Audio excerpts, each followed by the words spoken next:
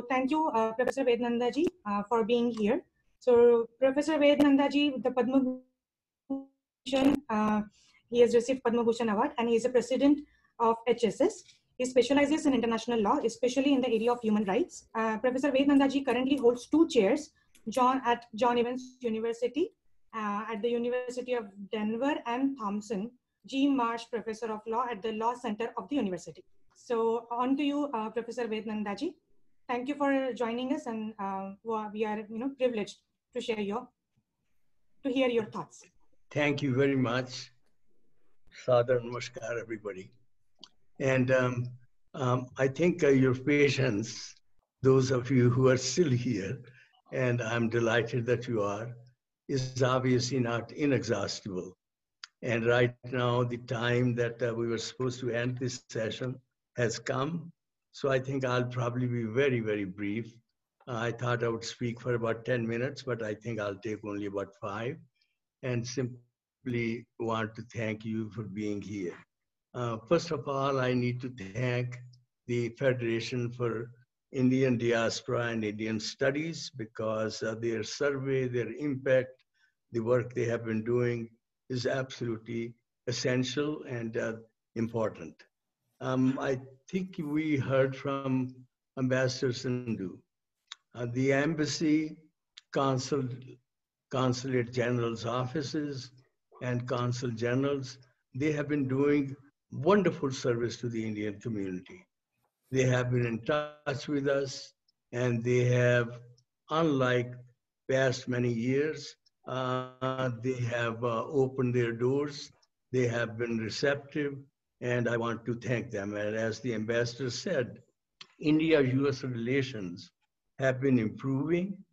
Today, it seems as if there is strategic partnership, and values have been very much in common. But today, what I would suggest is that there is something more important, and that is not only do we have common values, but we have common interests.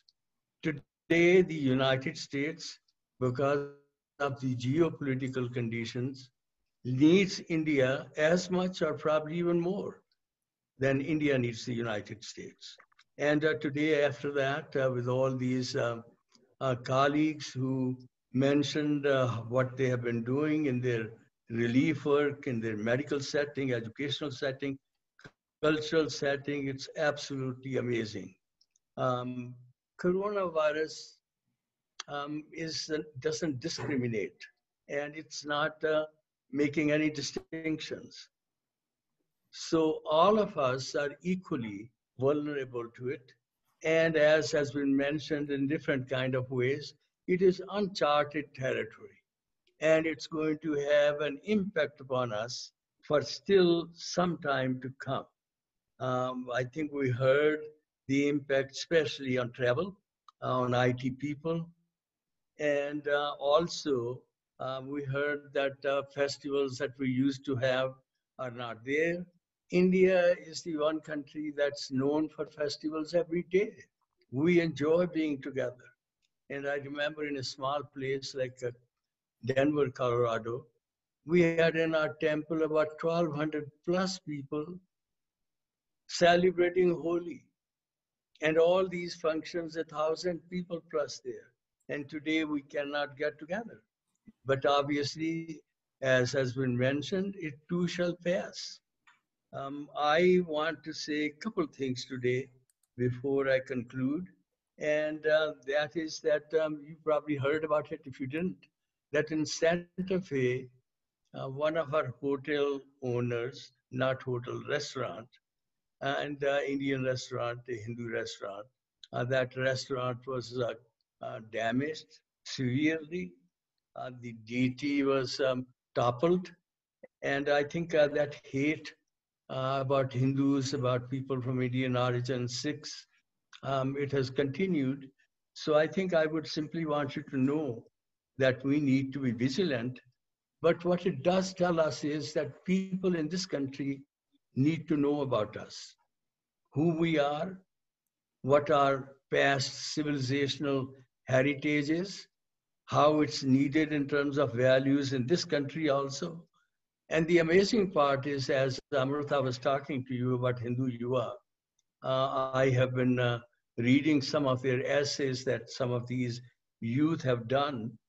They have shown very clearly that we are part of this mainstream, that all that's happening today on racial issues and protests, that we are not indifferent to it. We are part of it. We need to understand and we need to appreciate what's happening in this country and how in the days to come, we as Indian Americans can participate and can have an impact upon this country. Coronavirus's impact upon us is there, but we have to have our own visibility and impact. I think some of you mentioned about working with uh, elected leaders, but I think I need to say that in days to come, we need to make sure that with opinion makers, with decision makers, we need to get close to them, talk with them, make them understand who we are, so that we again, as I said, need to have our own visibility and need to have an impact upon this society because we have much to offer and should not hesitate and should not be at the present time shy in doing that. And along with that, I would simply say that our own students and many of you whose children are in schools and colleges, and we are wonderful physicians, we are wonderful people in the IT, we are wonderful engineers, but I feel very strongly that we need to have our own students, Indian Americans in humanities, in media, so that people can know about us, people can know about our literature, people can know about our own values. And if we have been saying from time, eternal time, that we believe that the entire human race is one family, and we have got something to give to this country and to the world community, then I think you and I, as people of Indian diaspora and Indian Americans in this era of coronavirus and beyond that, we need to play our role. We put our shoulders to work on it. And I wish you the very, very best. I wish the Feeds best and all those who have been kind enough to stay despite our going over time. I want to thank you very much for listening to me and congratulations, Feeds. And thank you for all those who participated today. Especially, I'm grateful to those who are today listening and are going to play an important role in this community. Sadhar Namaskar.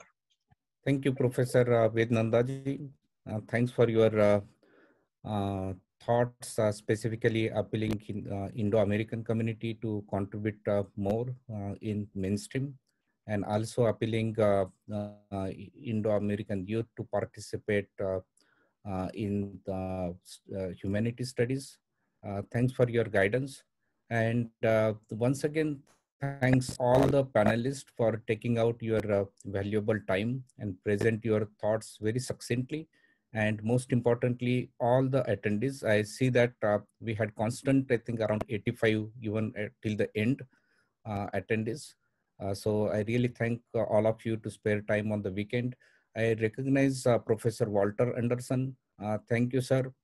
I'm hoping to see you having a next webinar on Indo-China with you. So thanks all of you. And I think we will officially adjourn the program. However, if we will keep the channel open and unmute all if people want to chat or ask question or discuss, and if panelists have time to hang around, that will be good. But officially we'll end the program now. Thank you, everybody.